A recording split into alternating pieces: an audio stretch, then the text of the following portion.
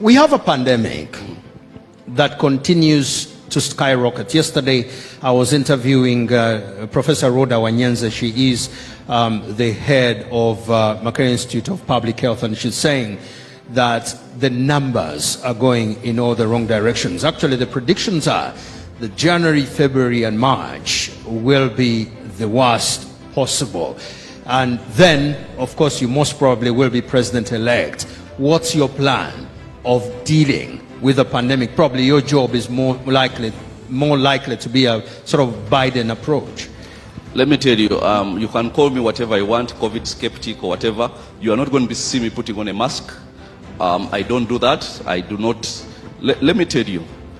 You don't believe there's a pandemic? No, there's something like that, you know, which comes and pulls and Mr. wait, let me explain people myself. Have died. Let me explain myself.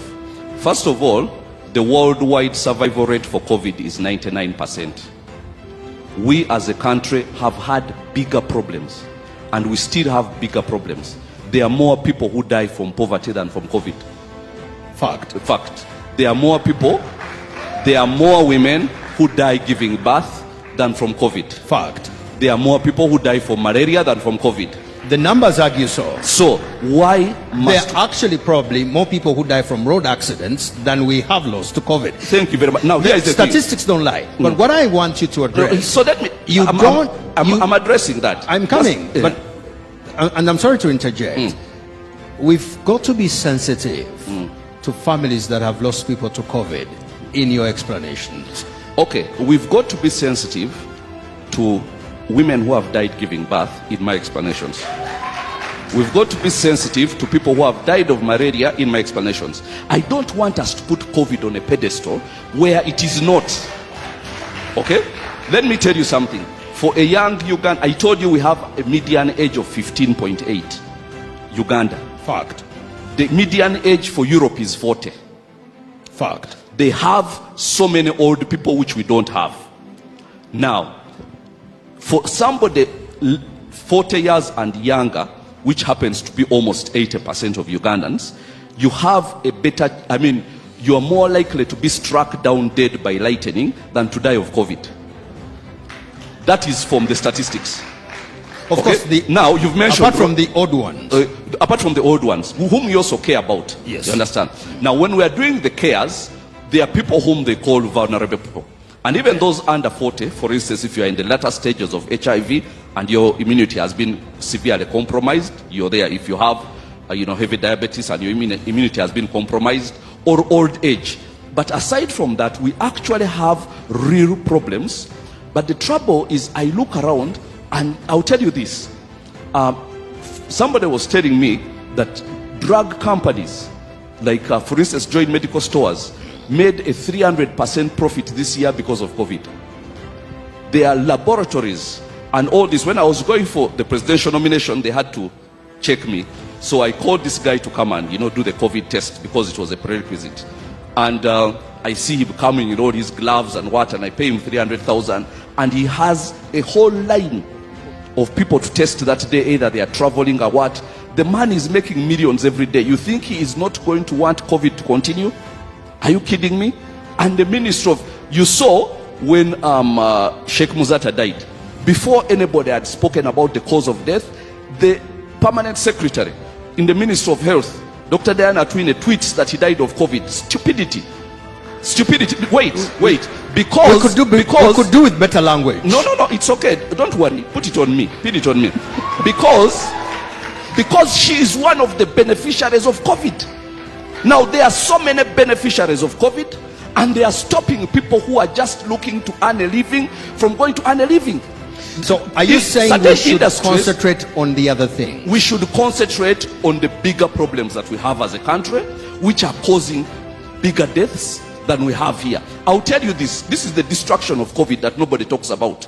Somebody was telling me just the other day that her uncle had malaria but hadn't noticed it and went to the hospital, and they said COVID, and he said it's not COVID, I don't have any symptoms of COVID.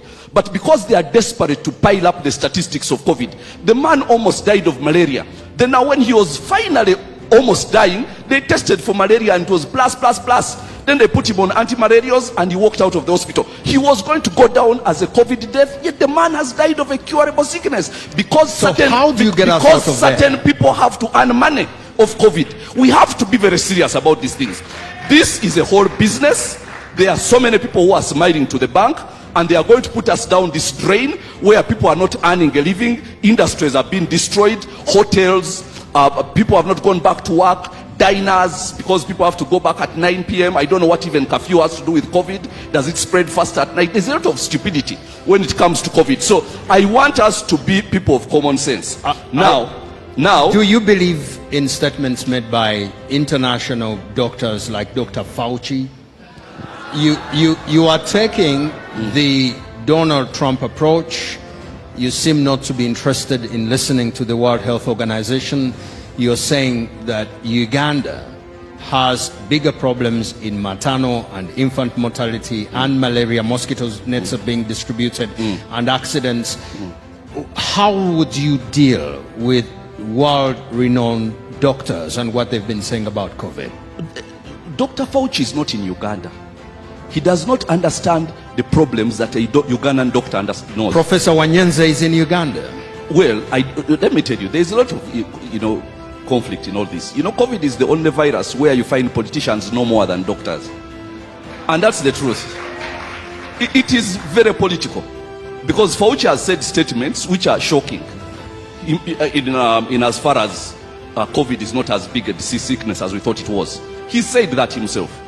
But the politics overcomes him. Why? Because there are some people who are enjoying the whole thing. Because it gives them power. Okay? It gives them power. Imagine something which can get you and they lock you up for 2 weeks. Now they can come and say, if they don't want me to campaign for 2 weeks, they come and say, you came in contact with somebody who has COVID, isolate, and I can't campaign for 2 weeks. I mean, there is nothing like that which, if you cannot detain somebody in our laws for 48 hours without presenting them in court. Well, but so already taken out Donald Trump as president. Well, but he got cured of it. The man is 74. I mean, he lost the presidency because of it.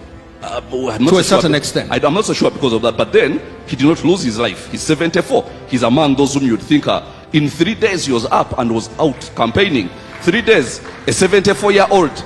And you tell me that Uganda's 15-year-old teenagers, 30 years old are somehow very at risk because of COVID. Let's move on to things which actually matter. Because fantastic. Now we know your position on COVID. Let's get to something else.